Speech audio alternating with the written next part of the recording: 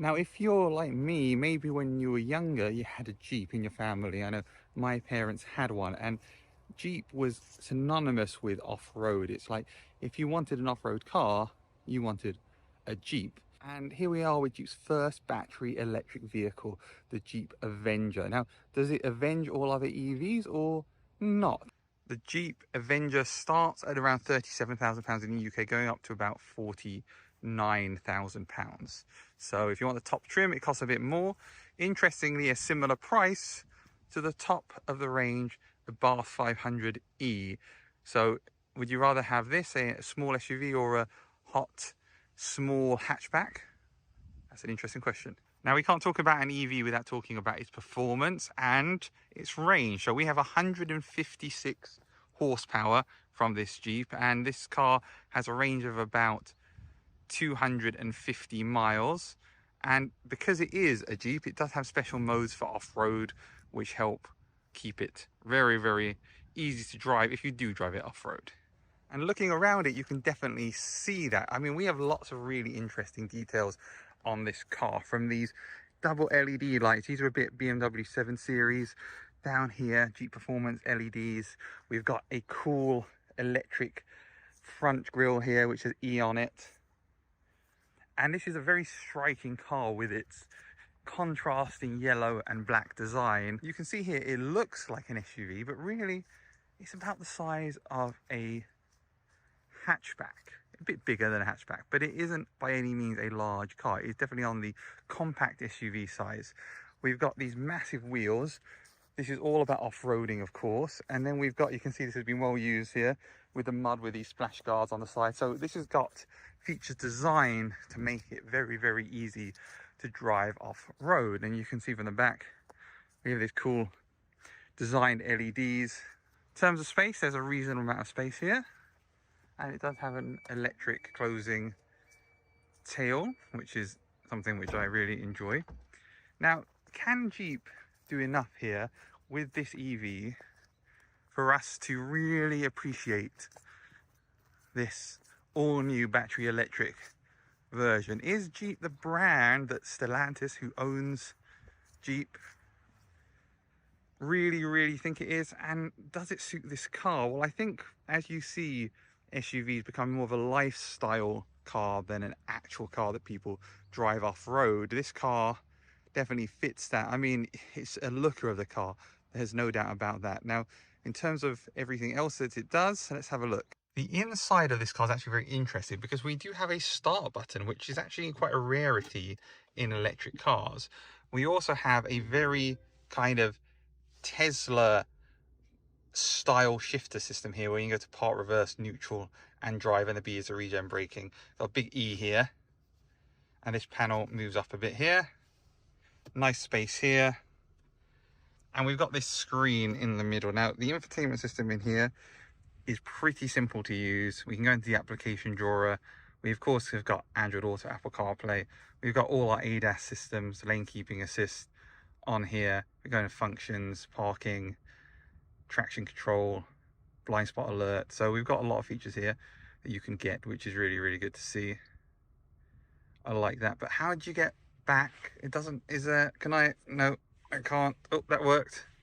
So that was interesting.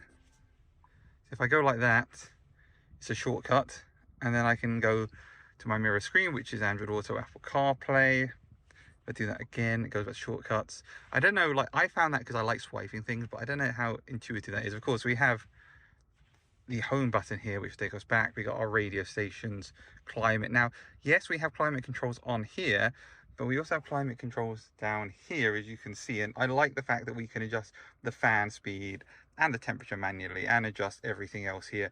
We'll go straight to that setting by pressing the menu button there. So you have sort of double climate control. Whether that's really necessary or not, I don't know, but I kind of like that. I also like this kind of square configuration here, because if I tap on this button here, we go to ADAS. If I tap on that button there, I'll lock the car, and that is obviously the hazard. We have a really nice digital driver's display here, which I actually really quite like. It's a very clean design. You can see the battery, you can see the consumption. We can move through the systems as well using the menus on this car. So I like that a lot. nicely designed there. And again, you see this interior, this lovely contrast. We've got this matching paint on the front and the sides of the car and in the dashboard as well. And then we got this nice tray here where you can put stuff. I like that. You put your phone there, 2 phones. That's very handy. This very much lives up to its rugged kind of off-road features. And then we've got a little man with a telescope in the corner here looking at the stars, because we're very off-roady like that. Little Easter eggs like that. This car has a very rugged interior. It's not really a car designed for comfort and luxury, and I think that's a bit of a shame, because despite its utilitarian design inside, it's got all the technological comforts you would expect. And I feel like that might be a bit of an excuse for Jeep to reduce the quality of the materials inside, because that's what a Jeep is. It's more rugged, it's more basic, which is a shame. They could have taken it up a level. So interior wise, we've got the technology, we've got a nice big display, we've got a nice digital driver's display, nice steering wheel, seats are comfortable. Let's see how it drives. Here we are in the Jeep Avenger. So we're actually on a bumpy road now, which is part of where this car is being tested. And if we go into our drive mode, so let's go into sand mode, because this is a sandy kind of surface. And it's handling really well. It's got the right amount of grip, it's fine. And we've got good visibility in this car. So I'm sitting fairly high up. Obviously, this is not a big SUV. Like I said, this is a small, compact SUV, very, very much more like a hatchback. It actually feels a bit like Ioniq 5, but I think Ioniq 5 is bigger than this car. This is definitely not a car which feels large or difficult to park, if I'm honest with you. I think you have good visibility and it's very flexible. Even when you're driving in tight spaces like this where there are cars on both sides, you've got good ability to see around you and see what's going on, which is really good to see, and I like that as well. If we change into the modes, so we got snow, mud, sand, and eco, and of course normal and sport. Now in a minute we're going to test how fast this car gets from 0 to 60 thanks to the V-Bucks Performance Touch that you can see in front of me here. So we'll see how quickly this car gets to 60 miles an hour. It's obviously not a performance car, but we'll give it a go and see what we can do. Right, let's test the 0 to 60 time again. Go. In sport mode, 30 miles an hour, 40 miles an hour, 50 miles an hour, 8.5 seconds, 0 to 60. I think that's probably as good as I'm going to get right now on these roads. This is not a performance car, but that is a very respectable time. Remember, we only have 150 horsepower. This is not a fast, powerful car. This is all about style and all about driving and all about the experience. Jeep have really done something interesting with the Avenger. They created a car that has got the electric and the off-road sort of down in one, and making a very stylish, comfortable car. Some of the materials inside are a bit disappointing, I'm not going to lie. But overall, this is a fantastic car. And the truth is, the quality of interiors on all car manufacturers, unfortunately, seems to be dropping down. So this is about par for what you get for between 30 and 50,000 pounds UK. It'd be nice if it was better in quality inside, but it's not going to ruin this car.